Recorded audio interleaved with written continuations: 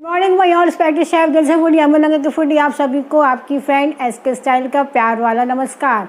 Wish you very happy motivative Monday. और दोस्तों और आप कैसे हैं? उम्मीद है कि आप सभी ठीक होंगे, खुश होंगे।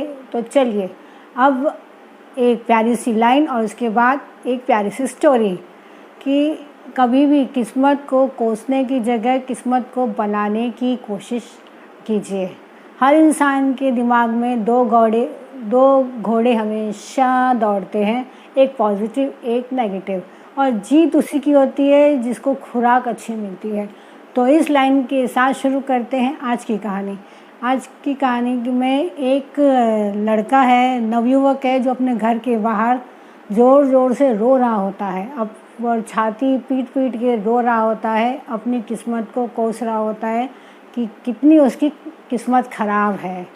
और क्योंकि उसको लगता है कि उससे ज़्यादा कोई दुखी दुनिया में इंसान है ही नहीं, जो उससे ज़्यादा दुखी हो वो अपनी किस्मत का रोना लेके रोता है, अपनी छाती को ज़ोर ज़ोर से पीटता है। वो वहाँ से एक विद्वान आदमी निकलता है और उस लड़के से रोने का कारण पूछता है कि क्यों बेटा, क्या हुआ? वो बताता है कि मेरे पिताजी का पैसा था, वो पूरा ख़त्म हो गया है, अब मैं बहुत दुखी हूँ और इसलिए मेरी किस्मत ख़राब है। तो वो विद्वान आदमी उसको बोलता है कि तुम ऐसे अपनी छाती पटक पटक के रोते हो ना, इसीलिए तुम्हारी किस्मत तुमसे नाराज़ है, तुम्हारा भाग्य तुमसे नाराज़ है। तुम रोना बंद करो, भाग्य को ढूंढो, मेहनत करो, देखना तुम्हारा भाग्य तुम्हारे पीछे आएगा और तुम दुखी नहीं होगे, तुम सुखी हो जाओगे। वो उसको पागल समझता है और उसकी बातों पर ध्यान नहीं देता है। रात होती है, लड़का सोता है, उसको एक सपना आता है कि एक भाग्य जैसा आदमी कोई पहाड़ की ऊंची चोटी पर बैठा है और उसकी छाती पर उसी की छाती को ज़ोर ज़ोर से वो ठोकता है, जैसे वो सवेरे पीट रहा था। वो डर के मारे उठता है और सवेरे उसको इतना विश्वास तो हो जाता है कि कोई भाग्य में है जो पर्वत की चोटी पर बैठा है। उसको ढूंढने के लिए वो निकलता है। उसकी यात्रा शुरू होती है। यात्रा में पास की एक छोटी सी चोटी पर एक शेर बैठा रहता है। शेर से बच बचा के वो निकलता है।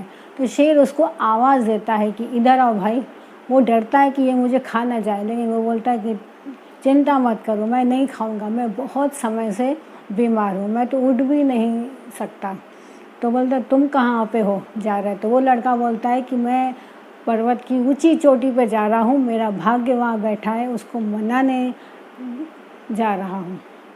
शेर बोला ठीक है, तुम जा ही रहे हो तो एक काम करो, अपने भाग्य से मेरे सवाल का भी जवाब ले आना, मैं बदले में बहुत बड़ा इनाम दूंगा। लड़का बोलता है सवाल क्या है? तो वो शेर बोलता है कि उनको पूछना कि मेरी तबीयत कब होगी ठीक, मैं कब फिर से तंदुरुस्त होऊंगा। तो वो उसका सवाल लेकर आगे निकलता है। थोड़ी दूर जाता है तो उसको भूख लगती है। वहाँ पे देखता है कि एक फलों से भरा बागीचा है, बहुत बड़ा बागीचा, और पास में एक झरना बह रहा है। झरने में उसने हाथ मुँह धोए, पानी पिया और फल तोड़ के खाए। जैसे ही खाए तो उसने मुँह में थोड़ा ही फल लिया और थूक दिया, क्योंकि फल बहुत ही कड़वे थे। जैसे ही उसने फेंका, वहाँ से बागों का मालिक उसके पास आया कि हाँ भैया, यहाँ ऐसे ही होता है, यहाँ जो भी आता है आदमी फल खाता है वो उठा के थूक देता है, क्योंकि मेरे पेड़ के सारे फल कड़वे हैं, एक भी फल मीठा नहीं है, मैं तो खुद इससे बहुत परेशान हूँ। खैर तुम ये छोड़ो, तुम ये बताओ कि तुम कहाँ पे हो जा रहे? तो उस नवयुवक ने फिर से वही बात अपने दोहराई कि मैं अपने भाग्य को ढूंढने जा रहा हूँ, उसको मनाने जा रहा हूँ। वो आदमी बोला जब तुम अपने भाग्य को ढूंढ ही रहे हो तो एक काम करना, अपने भाग्य से मेरे लिए भी पूछना कि मेरे बाग के फल कैसे मीठे होंगे और कब होंगे, मैं बदले में बहुत बड़ा तुम्हें इनाम दूंगा। इनाम के लालच में उसने बोला ठीक है, पूछ लूँगा।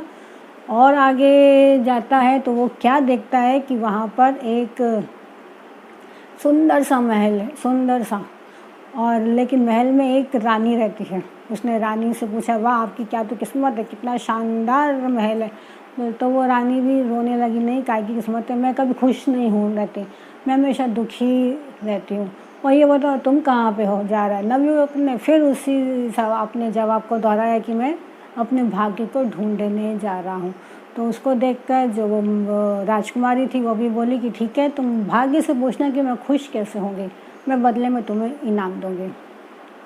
वो पहुंच जाता है पर्वत की चोटी पे सबसे ऊपर, और किस्मत उसकी इतनी अच्छी थी कि वहाँ पे एक सफ़ेद लिबास में बैठा था उसका भाग्य। भाग्य को देख के उसने अपने भाग्य को प्रणाम किया, उससे माफ़ी मांगी और उससे पूछा कि भाग्य देवता, आप मुझसे नाराज़ क्यों हैं? क्यों मेरी किस्मत इतनी ख़राब हो गई है?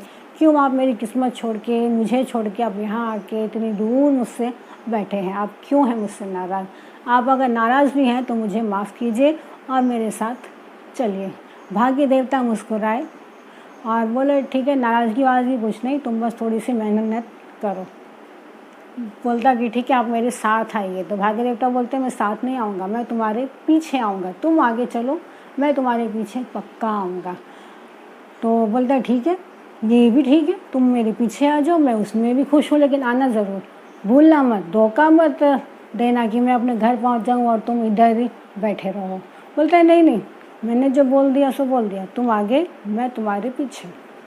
लड़के ने उसको प्रणाम किया भाग्य देवता को और अपने घर की तरफ वो निकला और अपने सभी सवालों के जवाब भी लेके निकला। पहले उसने उस राजकुमारी को भी उसके सवाल का जवाब दिया, उसके बाद वो झरने वाले को भी जवाब दिया और आखिरी में वो शेर के पास पहुंचा। शेर ने उससे पूछा, और भाई यात्रा वात्रा कैसी हुई, भाग्य देवता मिले कि नहीं?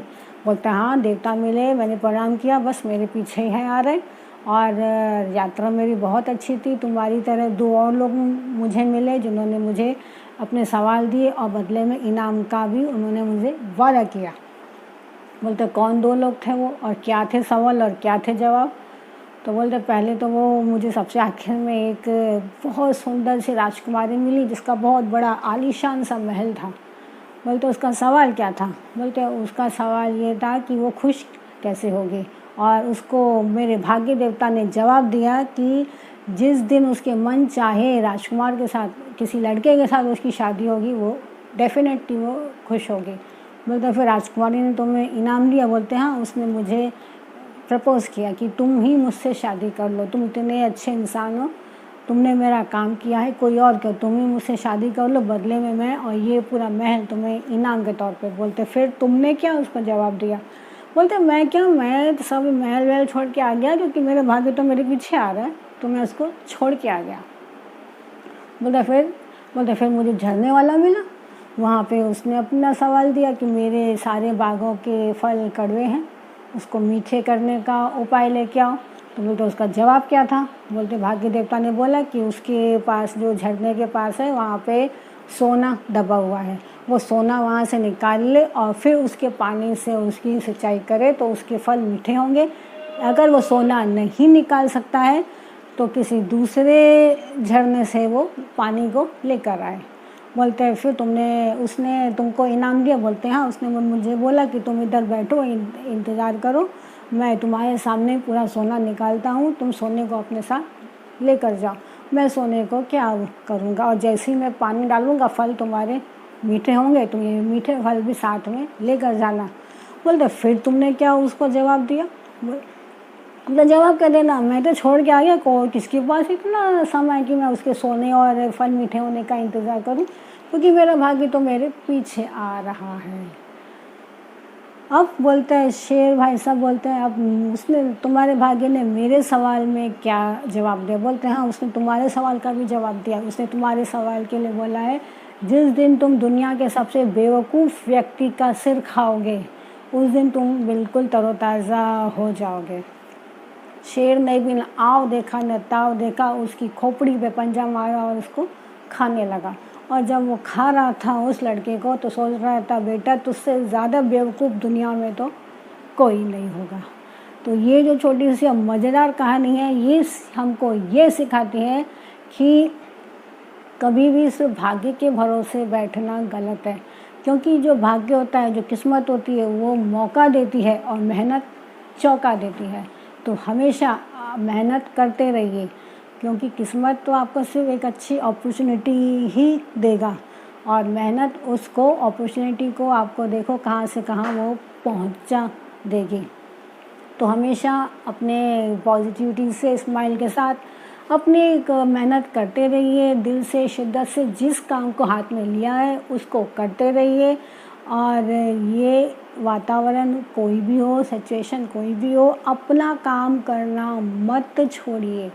आपकी सिचुएशन में आपकी पॉजिटिविटी अगर आप रहेंगे तो आप उस टेंशन मुक्त भी होंगे और डिप्रेशन मुक्त भी होंगे, और जिस बीमारी या जिस सिचुएशन से भी आप लड़ रहे हैं वो इजीली आप निकल जाएंगे। क्योंकि बीमारियों से और बुरे वक्त से अगर लड़ना है तो सबसे बड़ी एक ही ताकत है कि अपने माइंड को डाइवर्ट कीजिए पॉजिटिविटी की तरफ, और आप जिस काम को कर रहे हैं उसको आप करते रहें।